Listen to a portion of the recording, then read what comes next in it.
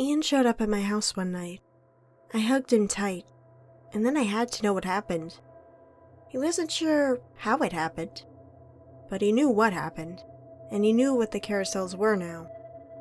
According to him, the carousels were a trick from hell. They came up from underground as a way to lure people down into the devil's playground. Ian said he found out when he got taken down there. What the carousel did is by spinning you into a trance and injecting your brain with your negative and hopeless thoughts, it got you to stay on it, and then pulled you underground to hell. He said the carousels prey on the hopeless. They can feel it in the air, and that's why they pop up in random places. A particular piece of Ian's monologue that he laid on me with wet eyes stuck with me.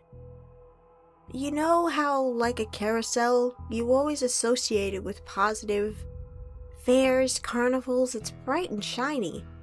But if you look closely, nothing's what it seems.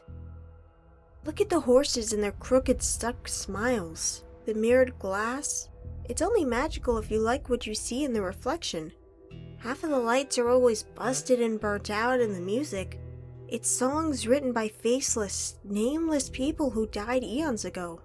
You know? Sure. But how did he get out? He fought. He got sucked down for a few minutes. But he kept fighting the hopeless and negative thoughts, and was able to pull himself out. I'm not sure if I believed him. He certainly seemed hopeless and negative sitting on the floor of my apartment. Something was off about Ian. He wasn't himself anymore. He seemed high, like he wasn't really there. I changed the subject and just talked to him about life for the rest of the night. I got the feeling I might never see him again. He looked weak, like he could barely keep himself upright. I could hardly look at him. I reminded him that he left his PlayStation here the last time he was over, hoping he might stop and play. He gave me the weakest hug I have ever felt, and walked out without his game console. A few months later, a carousel was spotted not far from my home. I jetted out there as fast as I could. I found the carousel out on the edge of some rocks on a lonely beach at dusk, calling to me. I ended up on the carousel. I can hardly even remember doing it. The carousel spun me and I felt my brain slip into that familiar trance. I started thinking about that day when it took my mom. I felt my body become weightless. I saw the world around me spin into nothing but darkness. I felt everything around me plummet. I could only feel air around me.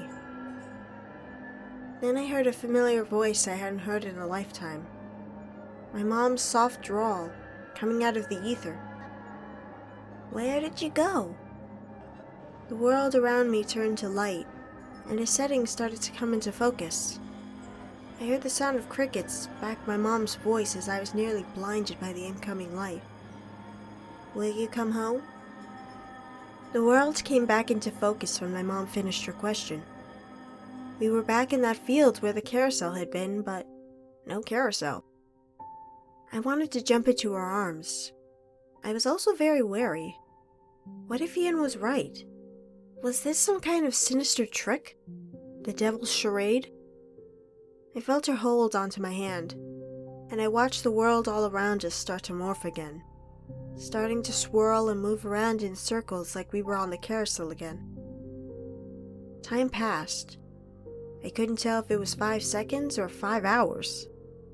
I felt a rush and got my breath back. I was back on the carousel. I looked to the mirrored wall to my left and saw myself 4 years old again, perched up on that white horse. Then I looked to my right and saw my mom standing out there in the field, wearing the same dress she had been wearing that day. The next move was obvious. I got off the carousel and walked into my mom's waiting arms. Now, you're probably wondering where I was at this point. I existed at the age of 4, but I had the wisdom and mental capabilities of someone who had lived for 29 years already. Everyone thought I was a genius. Yet, I felt I couldn't stay. It didn't feel right. I felt like a visitor. I was living in the past. I didn't even have the internet. After a few months, I had to go. I felt my mom could sense it.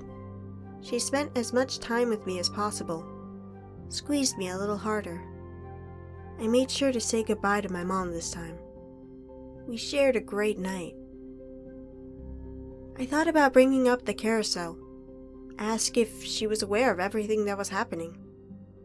I resisted the urge. I didn't want to ruin the beautiful cake that was our exchange in that little slice of pleasant reality. Then I snuck out in the middle of the night. The carousel was at the edge of town, waiting for me. The carousel brought me back to my original reality. I felt like I was finally able to process some of the pain of the 25 years before my time back on the carousel. I wouldn't say I was happy. I was content. I told the carousel group all about what happened and that I would need some time away. Then I started to itch. I started monitoring where the carousels were, waiting to find one near me. And I found one. I made it to the carousel in time. It was tucked into an abandoned industrial yard. The difference this time was the carousel wasn't running. It was stopped and dark. I was barely able to see it at night. I kept my distance, not liking that it was dark and looking broken down. Then I saw someone walk out from the carousel. A shadowy figure. The lights of the carousel flickered on for a moment as they stepped down off the ride. In the flash of the lights of the carousel, I saw it was my mom.